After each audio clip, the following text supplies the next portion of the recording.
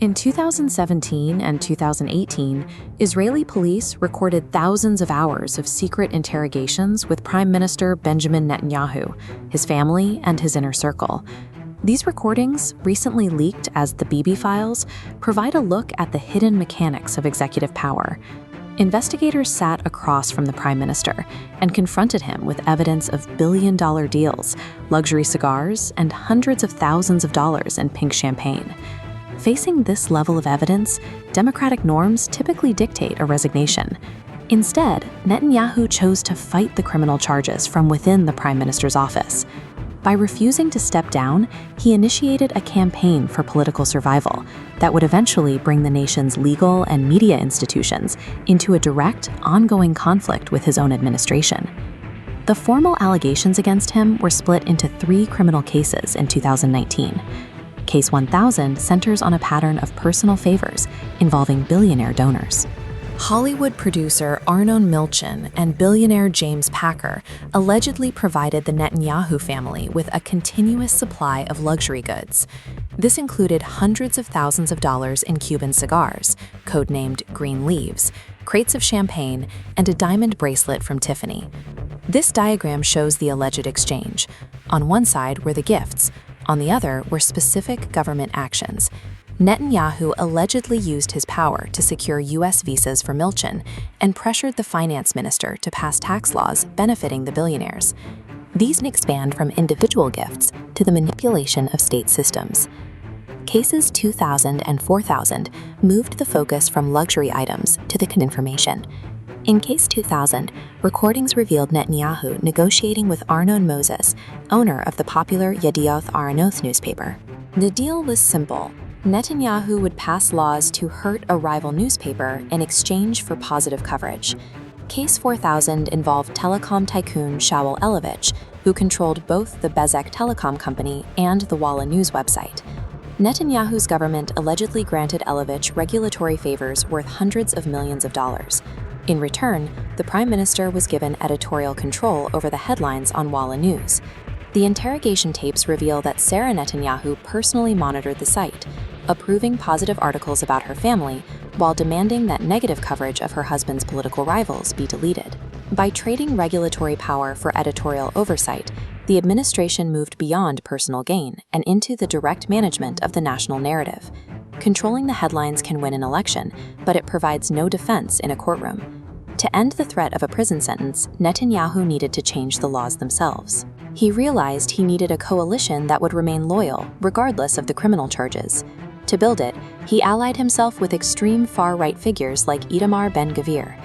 Netanyahu granted ministry positions to figures like Bezalel Smotrich, politicians previously kept on the fringes of the government, in exchange for their support in his fight against the judiciary. In 2023, this coalition launched a judicial overhaul designed to limit the power of Israel's Supreme Court. The goal was to give the government the authority to override court decisions and control the appointment of judges. Seeing this as a blatant attempt to dodge criminal convictions, hundreds of thousands of people took to the streets. The country faced massive protests and internal division not seen in decades.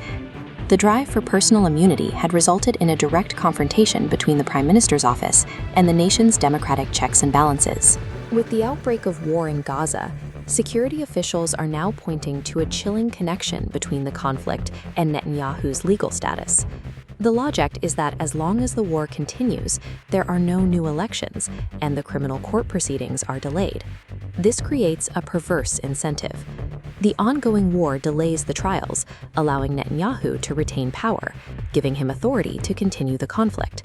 In this cycle, his personal freedom becomes linked to the war's duration, while thousands of lives remain caught in the middle. Security officials argue that the Prime Minister's survival strategy has become indistinguishable from a national tragedy that shows no sign of ending. The interrogation tapes reveal a pattern that goes beyond cigars and favorable news coverage. They show what can happen when a leader prioritizes their own legal protection over the stability of their country. To stay in power, the institutions designed to provide oversight are targeted and dismantled. It raises a difficult question. Can a democratic system successfully hold its most powerful leader accountable when that leader decides to rewrite the rules for their own survival? I want to hear your thoughts on this. Let me know in the comments below. If you found this breakdown helpful, please like the video, subscribe, and hit the notification bell. Keep questioning everything, and I'll see you in the next one. Imagine a border so heavily fortified with advanced sensors and steel that slipping past it seems physically impossible, yet the barrier was breached. The infiltration on October 7th resulted from a systemic dynamic building quietly for years, long before any technology failed.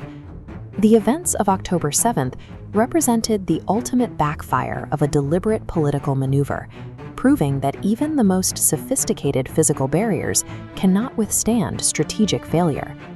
The breakdown originated in the halls of power, where a specific political strategy was being used to manage the border.